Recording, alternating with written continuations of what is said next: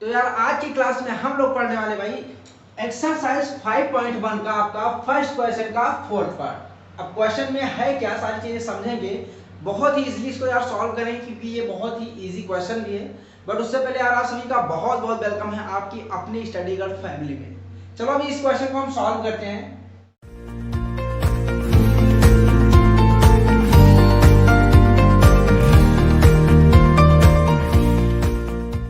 Question में आपका यही है जो आपका फर्स्ट वाला क्वेश्चन है, इसमें यही कह रहा है कि भाई जितने भी आपके पार्ट थे उनमें आपको अरिथमेटिक प्रोग्रेशन चेक करना था कि है कि नहीं। जैसे आपका ये अभी ये वाला पार्ट है, ये लास्ट पार्ट है इस क्वेश्चन का, तो इसको भी चेक करना है कि ये अरिथमेटिक प्रोग्रेशन में है कि नहीं है ना। तो इसको इसके लिए भाई पढ़ना पड़ेगा हमको। तो क्या है कि the amount of money in the account every year when ₹10,000 is deposited at compound interest at 8% per annum. यानी कि मान लो आपने जमा किया भाई 10,000 रुपए बैंक में और पर ईयर का 8% का क्या लग रहा है, कंपाउंड इंटरेस्ट।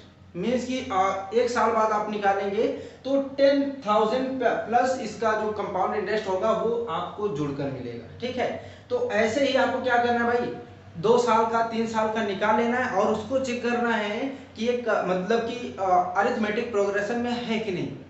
देखो अब उसके लिए भाई हमको ये पता होना चाहिए कि फार्मूला होता क्या है अमाउंट निकालने का, है ना। तो अमाउंट निकालने का जो फार्मूला होता है भाई आपका वो होता है ए इक्वल में पी 1 प्लस आर अपॉन का 100 और पावर में टी रहेगा, ऐसे नहीं बस इतना ही। ठीक है, देखो अब ए का मतलब है अमाउंट, पी का मतलब है कि जो आपको अमाउंट दिया गया है, ठीक है, जिसको मूलधन आप कहते हैं। उसके बाद ये भाई आपका आर का मतलब ये कि रेट और टी का मतलब है टाइम, यानी कि 1 ईयर 2 ईयर कितने ईयर्स के। ठीक है, तो क्या करते हैं, देखो पहला तो आपको पता है कि कितना है आपका 10,000 है ना, 10,000 है। अब और पता कर लेते हैं भाई एक साल के बाद कितना अमाउंट हो जाएगा, है ना। तो क्या करेंगे, अभी ये अमाउंट निकालने के लिए पी जो भी होगा इसमें रखते हैं हम। तो यहाँ पर आपका 10,000 रखा जाएगा, 1 प्लस आर कितना है आपका 8 है, अपॉन में 100 तो रहेगा ही, और क्योंकि एक साल की बात कर रहे हैं पर यहाँ पर 1 लिखा जाएगा क्योंकि टाइम 1 ईयर है ना।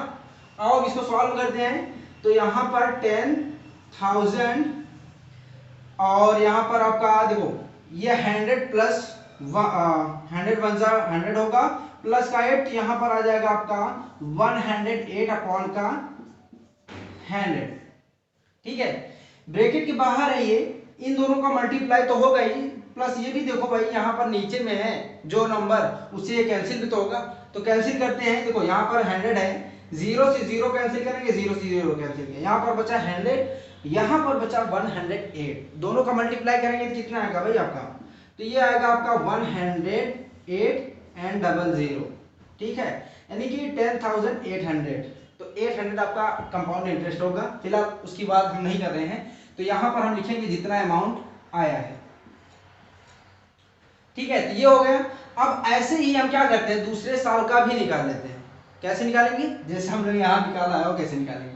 ठीक है, तो यहाँ पर ये फार्मूला आप दोबारा नहीं रखते हैं, तो सिर्फ ए इक्वल में पी आपका 10,000 नहीं है, 10,000 रखेंगे यहाँ पर, 1 प्लस आपका हो जाएगा भाई रेट आपका 8 ही रहेगा, अपॉन में 100, बस आपका एक चीज चेंज होगा यार, वो है टाइम, क्योंकि 2 साल बाद की बात कर रहे हैं भाई, यहाँ पर 2 लिखा जाएगा।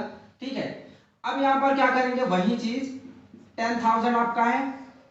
ठीक है, अब इसको सॉल्व करेंगे तो आपका ऊपर आएगा 108 और अपॉन का 100 आ जाएगा, और ये आपका क्या है भाई, स्क्वायर तो रहेगा ही। ठीक है, ऐसे या समझो कि हमने जब इसको सॉल्व किया तो ये आया था, यहाँ पर वही चीज आया। अब स्क्वायर है तो इसको हम क्या करते हैं, 108 अपॉन 100 इंटू का 108 अपॉन 100 कर देते हैं। देखो ये 10,000 आपका है, ठीक है, मल्टीप्लाई बाई 108 अपॉन का 100 इंटू में 108 अपॉन का 100। क्लियर हो रही बात भाई, इसको हमने क्या कर दिया, बस इसको एक्सपेंड कर दिया, बस ऐसे समझो। अब ये नीचे वाले से ऊपर वाला कटेगा कि नहीं कटेगा, तो इसको हम क्या करते हैं, ऐसे कैंसिल कर देते हैं, ये हुआ कैंसिल, यहां पर बचा 1।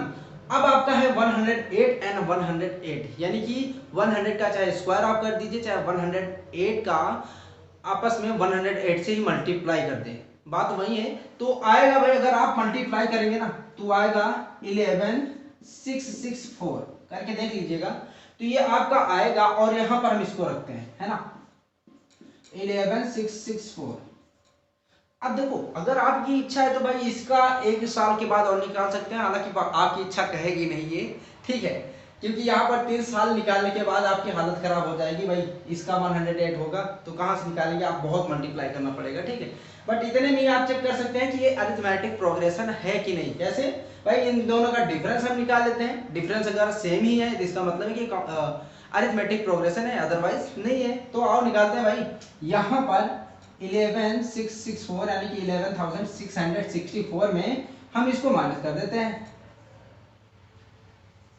0 0। तो यहाँ 4 हो जाएगा, यहाँ 6 होगा आपका, 16 में से 8 जाएगा तो भाई यहाँ पर 8 बचेगा, और यहाँ पर आपका 0 ही है तो 0, और यहाँ 1 में से 1 0, तो यानी कि 864 आपका बचा हुआ है। अब इसमें से इसको माइनस कर लेते हैं। अगर ये आ जाता है जिसका मतलब आपका अरिथमेटिक प्रोग्रेशन होगा, अदरवाइज नहीं होगा। तो आओ देखते हैं। तो 10,800 में हमको माइनस करना है 10,000।